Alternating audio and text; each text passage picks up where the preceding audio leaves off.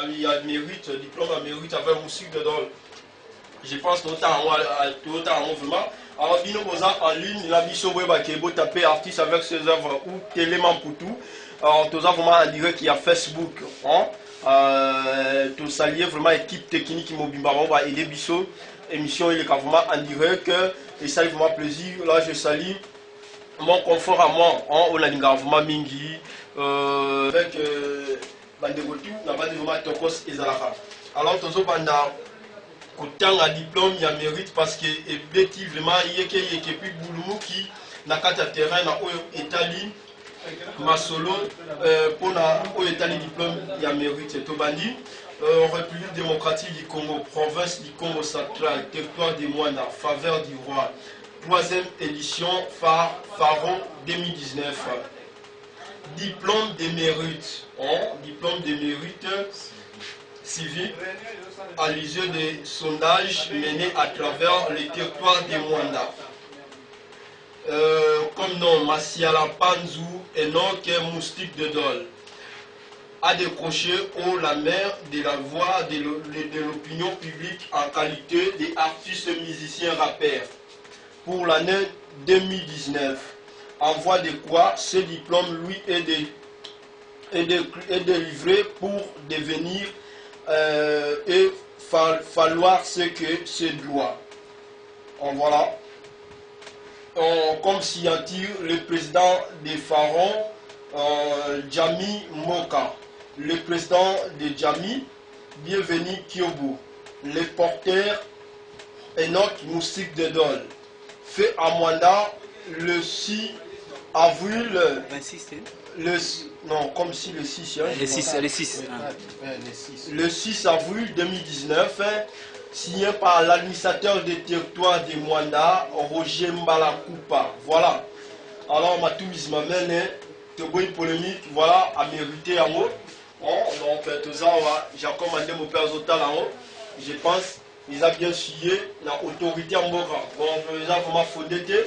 Artiste, désormais, artiste, musicien, rappeur, Moustique de Dol, donc Martial Panzou Enoch Moustique de Dol, Abini, meilleur artiste de l'année 2019, dans le territoire Yamwanda, province Congo central, dans la République démocratique du Congo. Donc voilà, Oyo Eza, diplôme, il y a mérite, dans l'Italie, artiste, musicien, rappeur, Enoch Martial Moustique de Dol. Alors, bravo à tous les artistes musiciens à Mwanda et surtout les rappeurs. De Moni Longo n'est pas la bino parce que vous savez le moment vraiment malamou.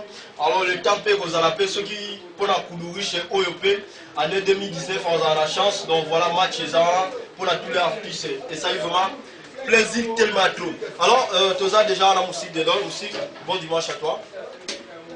Moustique de Dol contre DJ Noxon qui contre 15 Kim 0 Mandia Monopoindia Wapantiverisme, je suis là, ça Paris de guerre incomparable, je te chéris le conseil de la fille, le maître de maître mystique, leur espère magique. Manga Monopoinda Wapi, donc Ngeme Sousa Mama Mouloufwa, donc danger des morts.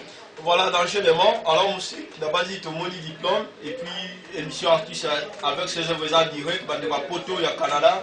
Il y a Mboka Mobima pays, tout basé dans la mission pourquoi Pangola, la mission en direct, et il y a Facebook, donc en direct, il y a les réseaux sociaux, et ça fait vraiment plaisir. Alors, juste un mot par rapport, juste une seconde, pardon, une minute, il y a qu'à commenter sur le diplôme Inayo, juste une minute, et puis tout le dans la moussous.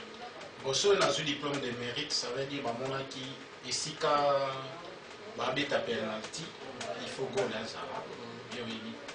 Donc, ceux qui go les athées, ça veut dire que penalty les a annulés.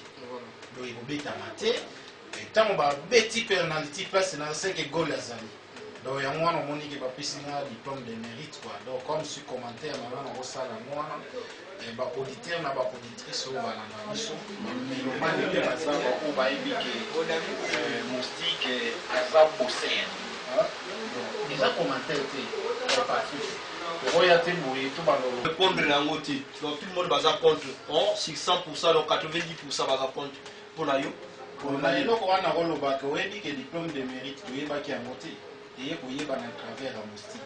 Là, c'est vrai. Bah, éviter diplôme yango eza ndenge nini moto akokozwa yango eza te ke tosala concours kingande na kingande tokesala concours eza kuku te sosir atie bongo ou bien correct atie bongo ke motu oyo akoganye azwi eloko oyo yango bakomi physiquement donc soki ke oza na terrain ozoroule ozocomposer basali sondage na bango donc eza te ke eloko moko boye ke tosala concours mpo bato batimbela yo na gaz ya motu moko boye mais ye moko mokonzi afaro yo moko ozomona eza te avant ekóma na maboko ate ye moko nano jami mboka aza wana ye nde donc aliaka lokola moyibi na terrain do ntango aye lokola moyibi abandi kokafuye donc ndenge eza wana ate nga kutu nayebaki ye te nayebaki ye te là je te dis vrai plus que vertable nasutu kaka bo invitation donner kete musiki faut ozala jour intel boye toza na likambo donc devant l'autorité, oui. Tout le monde est plus pressé. Oui. Mais papa Lutumba, naleli papa Lutumba, liwaeza la kaesengo na mowei, ekoma kapasi na biso totikali toleli papa Lutumba. Naleli enga musti naleli papa Lutumba biko beto vanda na reconnaissant papa Lutumba andi bula guitare andi compose ke pa miyimbo bola nyoso zamba singe memanga papa Lutumba zaba nange ngekeve musicien beto nyoso beto ke ba musicien typique Goudou, riche, rappeur, beto nyoso beto ke ba musicien. Donc papa Lutumba que ton âme repose en paix. Dans le cas de reconnaissance, il y a ça pour composer mine ba rumba et on a bâtiment rumba. Donc na ba sens wana quoi. Voilà, merci. Voilà, Izalaki Neko musique de Dol. Voilà le temps que tu rappelé bino que tu recevoir artiste rappeur musique de Dol. Le lot Izalaka juste sujet pour le diplôme, il y a mérite. Alors musique tout dernier message dans la fin de l'émission. Ouais, dernier message na repé ça. Kosa la polémique eza oyebana te. En plus pe na oyebisa bango kolobela mutu mabe etombolaka ye plus en plus par rapport au loba bolamu mutu. Ngana koye pa na yo na lobi ke Patrick Lelo aza bon na yo wana koyebana te bon. Musique ozo cacher vérité, moi ozo cacher derrière toi, je pense. Parce que normalement on dit mal à Sima Mukongo, comme si vérité moi ozo cacher. Ngande na zaboué. Ozo choqué par rapport à Banane, ba artiste wa kulushi ba rappel. Oyebika ke mutu soka luka abima na Sima. Ngana yebike nazwa na Sima mutu. Na Sima mutu na ndenge ni ta mususu mama akipa ngai po lelo na mona na